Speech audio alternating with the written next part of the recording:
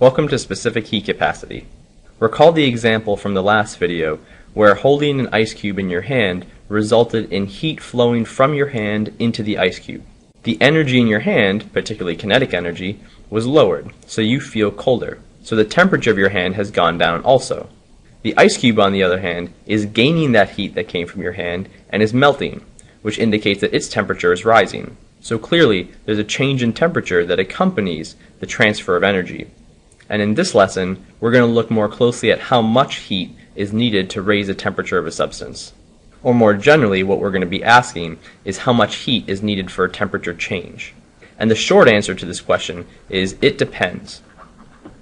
So naturally, the next question is, what does it depend on? Depends on what? And to figure out what it depends on, we're going to look at two cases here. In case one, I have a glass of water and a bathtub of water. Both of these samples will boil at 100 degrees Celsius, because all pure water samples boil at 100 degrees Celsius. The question is, which of these will I have to add more heat to bring it to boiling? Most people would immediately choose the bathtub, because intuitively that makes sense that I would need to add more heat to the bathtub full of water to get it to start boiling than I would to a cup of water. So why would someone pick the bathtub as the one that would take more heat to bring to boiling?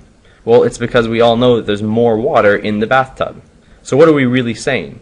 That we have to add more heat to the bathtub full of water because there's just more water present.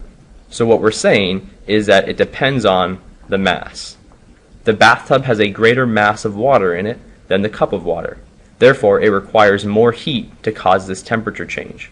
What we're saying is that the amount of heat needed to raise the temperature of a sample depends on the amount of sample there is, or the amount of substance present, which is the mass. Now let's take a look at case 2. In case 2, I have 2 cups of water. Let's call them A and B. They have equal masses or equal amounts of water in them, but I want to heat cup A to 50 degrees Celsius, and I want to heat cup B to 90 degrees Celsius. Now I'm going to ask the same question. Which of these would I have to add more heat to get the temperature change I'm looking for? And again, most people would pick cup B, because that answer makes sense. I have to do a greater temperature change, so I should have to add more heat to cup B. So for this case, we could say the amount of heat needed to change the temperature depends on the degree to which, or how much, you want to change the temperature by. So how much the temperature changes by. So we've now related heat to mass and also to the degree of temperature change. That means that heat, which is Q, is somehow related to the mass M and the degree or amount of temperature change, which we can represent as delta T, the change in temperature. And there's actually an equation that relates these together, and that equation looks like this.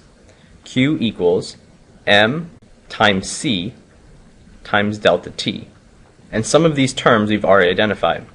Q is the amount of heat. That's going to be measured in joules or calories. M is the mass, which we're going to measure in grams. And delta T is the change in temperature, which is typically going to be in degrees Celsius. So that just leaves one term in this equation that looks unfamiliar, and that's this capital C right here. That capital C is specific heat capacity.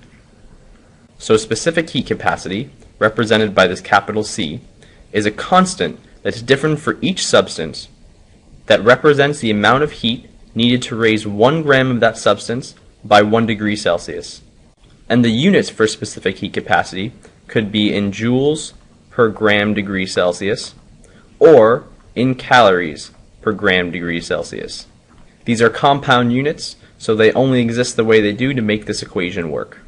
Here's a table that shows some specific heat capacities for various substances. We have liquid water, solid water, or ice, and water in the gaseous state, vapor. There's also iron shown here.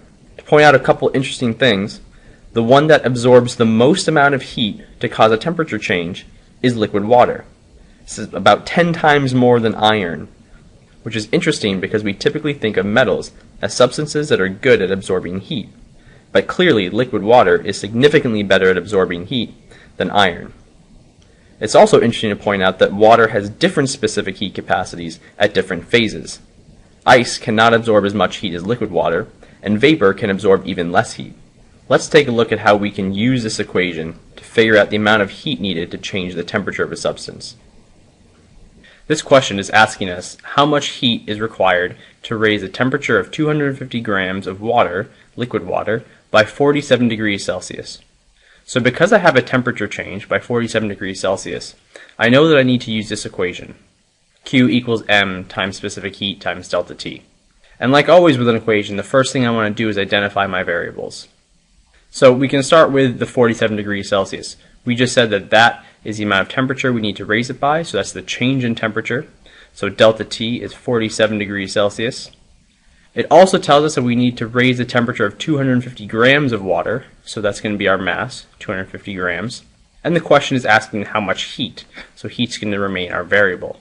That leaves this term C, and C is a specific heat capacity of the substance. Remember, C depends on what substance you have. So in this case we have liquid water, so we would look up the specific heat capacity of water in the table, and we'll see that we can choose between a constant that is in joules or a constant that is in calories. And the one you pick depends on what the question is asking for. Now I didn't specify it in this example, so I'm going to go with joules. So my C is going to be 4.18 joules per gram degree Celsius. Now that I have all my variables identified, I can go ahead and plug these in. Q remains a variable, and I set it equal to 250 grams times 4.18 joules per gram degree Celsius times 47 degrees Celsius.